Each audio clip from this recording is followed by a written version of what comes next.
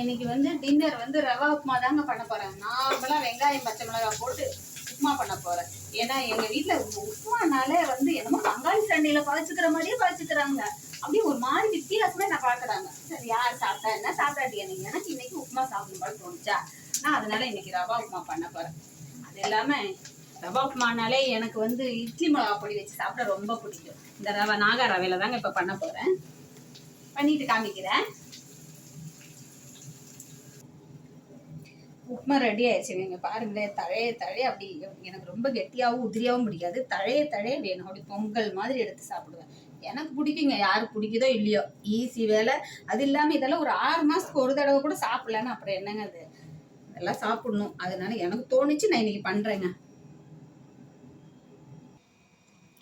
இதோட இட்லி மிளகா பொடியில தேங்காய் எண்ணெய் ஊற்றி ஒரு கலக்கி சாப்பிட எனக்கு ரொம்ப பிடிக்குங்க.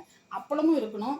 வேர்த்து ரொம்ப ஊத்துற, அதனால போய் அப்பளம் பொரிக்க சோம்பேறித்தனமா இருக்கு. இன்னைக்கு மாம்பழம் இருக்கு, அதனால அதை வச்சு ஓட்டிக்கலான்ட்டு தான். எப்படி இருக்குன்னு பார்த்துட்டு சொல்றேன். செமையா இருக்குங்க.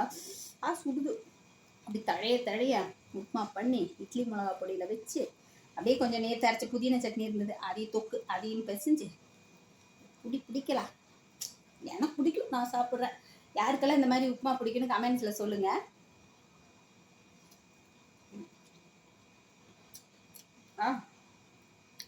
ஆமாங்க,